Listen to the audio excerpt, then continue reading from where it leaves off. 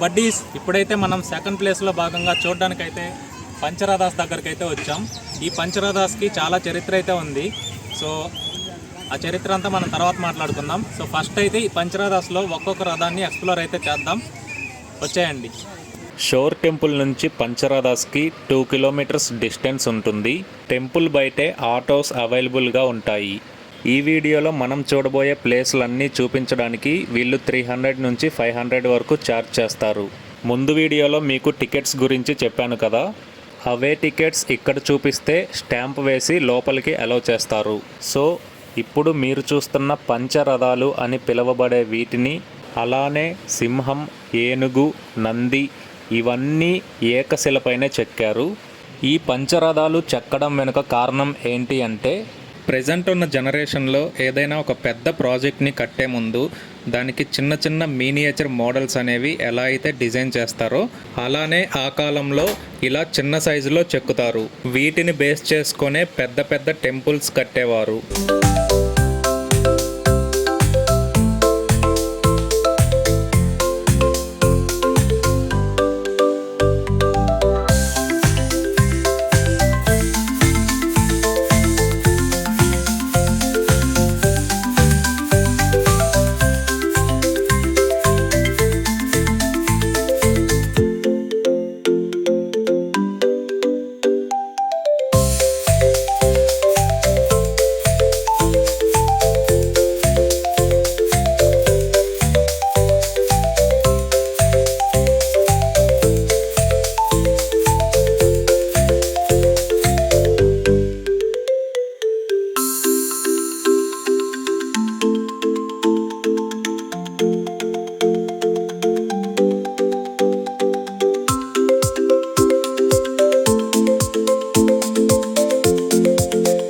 So buddies, ఒక్కసారి ఈ ఏనుగుని చూడండి. నాకైతే నిజమైన ఏనుగుని చూసిన ఫీలింగే కలిగింది. చాలా బాగా చెక్కారు దీన్నైతే. ఓయమ్మో, ఓర్నాయనో, ఏమన్నా చెక్కారు అసలు. సలాం కొట్టచ్చు ఆ శిల్పి ఎవరో కానీ. ఇందాక నంది అని చెప్పాను కదా, ఈ నంది ద్రౌపది రథం వెనకాల ఉంటుంది. ఇది కూడా చూడడానికి చాలా అద్భుతంగా అయితే ఉంది.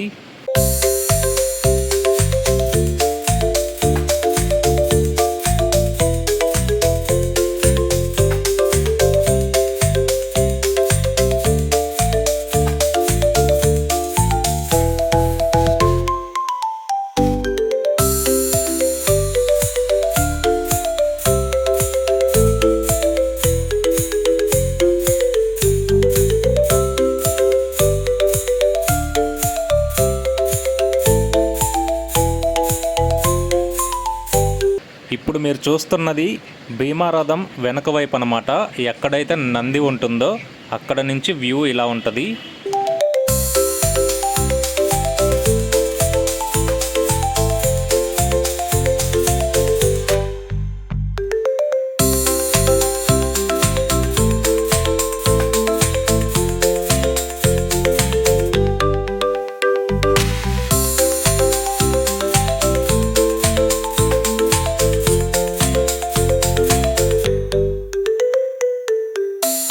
ఇప్పుడు మీరు చూసిన ఈ మాన్యుమెంట్స్ మొత్తం ఒకే కొండరాయితో మలిచి చెక్కినవి. సో దీన్ని బట్టి ఆ కాలంలో శిల్పులు ఎంత టాలెంటెడో మనకి అర్థమవుతుంది. నెక్స్ట్ మనం చూడబోయే 3 ప్లేసెస్ ఒకే చోటునుంటాయి. అక్కడ కూడా సేమ్ టికెట్స్ ఇస్తే స్టాంప్ వేసి లోపలికి అలౌ చేస్తారు. సో మహాబలిపురంలో మనం చూడాల్సిన 3rd ప్లేస్ వచ్చేసి this one, Mahishasura Vardhini caves. And ఇక్కడే lighthouse and butter ball కూడా ఉంది దగ్గరలో. సో నాకైతే ప్రాపర్గా తెలియదు బటర్ బాల్ ఇక్కడో కాదో, మళ్ళీ ఆటో ఎక్కి వెళ్ళాలో ఏమో. సో ప్రస్తుతానికైతే దీన్ని అయితే ఎక్స్ప్లోర్ చేసేద్దాం రండి. అండ్ ఇంకొకటి, మీరు కానీ ప్రాపర్గా ప్లానింగ్ లేకుండా ఇక్కడికైతే వచ్చారంటే డబ్బులు బొక్క. మీకు ఇప్పుడు పైన కనిపిస్తుంది కదా, అది మహాబలిపురం ఓల్డ్ లైట్ హౌస్ అన్నమాట. ప్రస్తుతం మనకు తెలిసిన లైట్ హౌస్ నమూనా ఆ కాలంలో తెలియదు కాబట్టి వాళ్ళు ఈ విధంగా అయితే నిర్మించుకున్నారు. ఒకసారి పైకి వెళ్ళి దగ్గర నుంచి చూసి అలానే చుట్టుపక్కల వ్యూస్ ఎలా ఉన్నాయో చూద్దాం.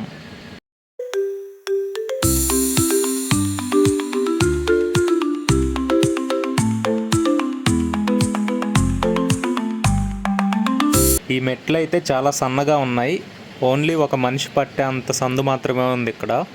పైకి వచ్చాక దీన్ని దగ్గర నుంచి చూస్తే దీనిపైన ఆర్కిటెక్చర్ చాలా అందంగా చెక్కారు. ఇక్కడ కనిపిస్తున్న తలుపు ఉంది కదా, ఈ తలుపులో నుంచి దీనిపైకి మెట్లు ఉంటాయి. అలాగా పైకి ఎక్కి నిప్పు వెలిగించి సిగ్నల్స్ని పంపించేవారు. ఒకసారి దీని చుట్టూ తిరిగి ఇక్కడి నుంచి వ్యూస్ ఎలా ఉన్నాయో చూద్దాం.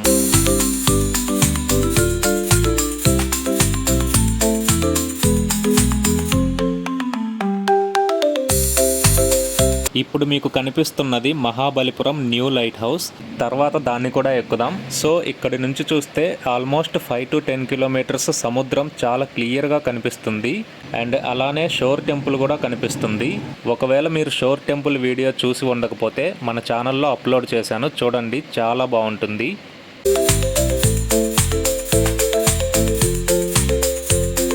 అండ్ నెక్స్ట్ వచ్చేసి ఈ ఓల్డ్ లైట్ హౌస్ కిందే మహిషాసుర వర్ధిని కేవ్స్ ఉన్నాయి. అది కూడా ఒకసారి చూసేద్దాం.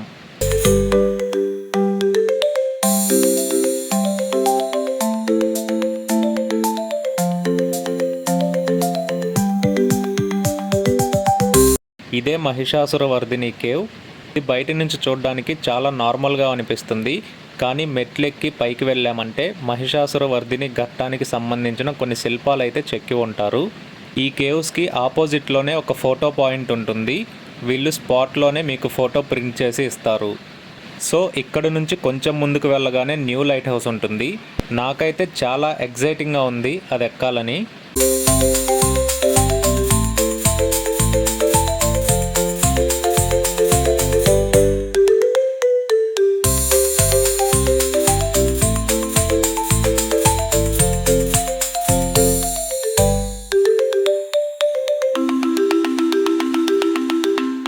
సో లోపల అయితే లిఫ్ట్ లేదు, ఓన్లీ స్టెప్స్ ఉన్నాయి. ఎక్కుంటే స్టెప్స్లో వెళ్ళాలి. సో ఈ లైట్ హౌస్ లోపల చూడడానికి ఇలా ఉంది. దీనికి మనం సపరేట్గా 10 రూపీస్ పే చేయాలి. ఈ మెట్లు చూస్తుంటేనే కొంచెం భయంగా ఉంది నాకైతే.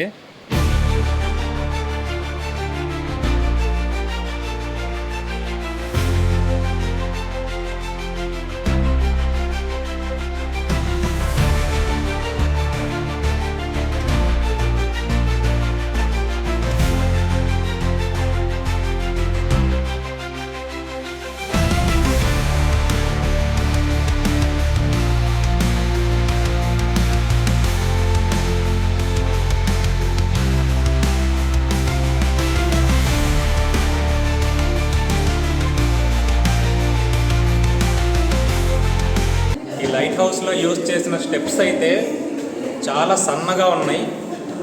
ఇవి ఎంత స్ట్రాంగో ఏమో నాకైతే తెలియదు కానీ, సో జాగ్రత్తగా ఎక్కాలి. మీరు చూస్తున్నారు కదా ఈ స్టెప్స్ సైజ్ ఎంత సన్నగా ఉన్నాయో. పైకెక్కే కొద్దీ భయం పెరిగిపోతుంది. నేను సగం ఎక్కగానే పైనున్నవారు కిందకి దిగుతున్నారు. ఈ స్టెప్స్ ఎంత వెయిట్ బేర్ చేస్తాయో నాకు తెలియదు.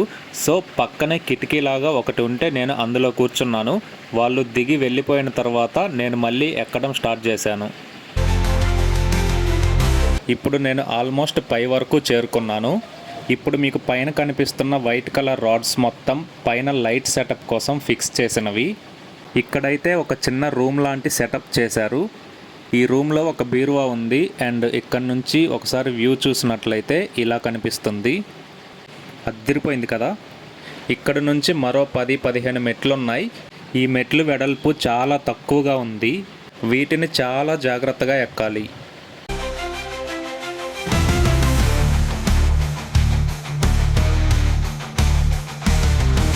చూడండి, ఇక్కడైతే ఒక్క మనిషి మాత్రమే పట్టగలిగే అంత స్పేస్ ఉంది. దట్టు ఈ స్టెప్స్ అయితే చాలా వెడల్పు తక్కువగా ఉన్నాయి. కాలు జారిందంటే ఖచ్చితంగా కింద పడిపోతాము. ఇప్పుడు మీకు లైట్ హౌస్ లోపల ఎలా ఉంటుందో, ఏమేం థింగ్స్ ఉంటాయో చూపిస్తాను, చూడండి.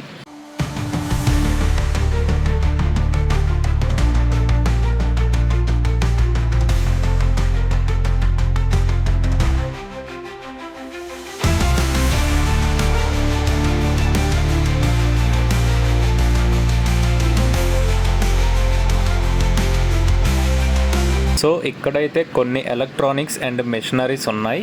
ఆల్మోస్ట్ అన్ని లైట్ హౌసెస్లో కూడా ఇలానే ఉంటుంది లోపల. ఇప్పుడు మనం ఈ లైట్ హౌస్ పైన నుంచి వ్యూస్ ఎలా ఉన్నాయో చూద్దాం.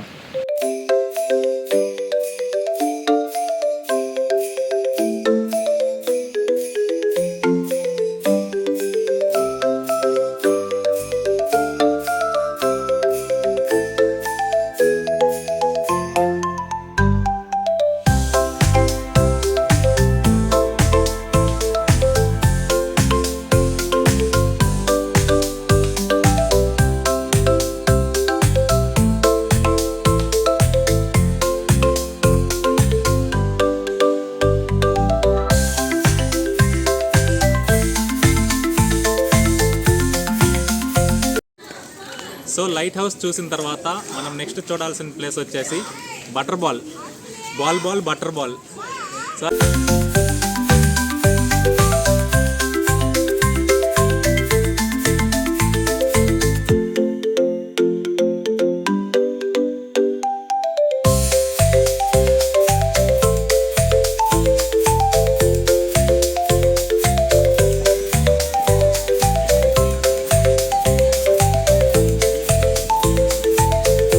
ఫైనల్గా బటర్ బాల్ దగ్గరికి అయితే రీచ్ అయ్యాం. సో ఈ బటర్ బాల్ స్పెషాలిటీ ఏంటంటే ఒక స్లోప్గా ఉన్న కొండ పైన ఒక బండరాయి అయితే అలాగే నిల్చొని ఉంటుంది. చాలా ఇయర్స్ నుంచి అలానే ఉంది కానీ కిందకైతే జారలేదు. సో అదే దాని స్పెషాలిటీ. దీని యాక్చువల్ నేమ్ వచ్చేసి కృష్ణాస్ బటర్ బాల్. సో చూస్తున్నారు కదా, ఈ బటర్ బాల్ అనేది చాలా ఇయర్స్ నుంచి అలానే స్లోప్గా నుంచొని ఉంది.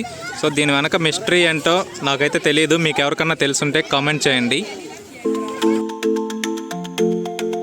ఈ బటర్ బాల్ వెయిట్ వచ్చేసి 250 టన్స్. 1990లో దీన్ని ఇక్కడ నుంచి రిమూవ్ చేయడానికి అయితే చూశారు, కానీ అది కొంచెం కూడా కదలలేదు. సో అప్పటి నుంచి దీన్ని ఒక టూరిస్ట్ అట్రాక్షన్ కింద ఇక్కడైతే ఉంచారు.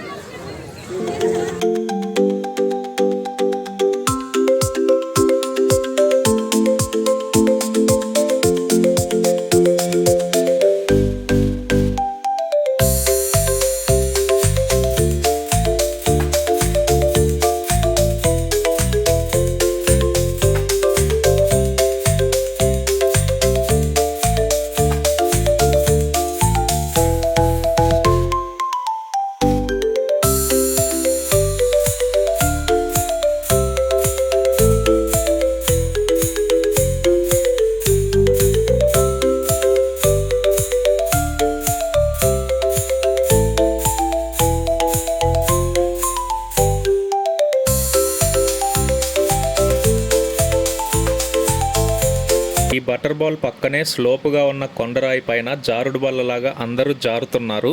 అది చూశాక నాకు కూడా అలా జారుకుంటూ కిందకు వెళ్ళాలనిపించింది. ఇంతటితో ఈ వీడియో కంప్లీట్ చేస్తున్నాను. మన ఛానల్ ఎవరైనా కొత్తగా చూస్తున్నట్లయితే ఒక 2-3 వీడియోస్ చూసి నచ్చితే సబ్స్క్రైబ్ చేసుకోండి. అలానే ఈ వీడియో మీకు నచ్చితే లైక్ చేయండి. నెక్స్ట్ వీడియోతో మళ్ళీ కలుద్దాం. By buddies.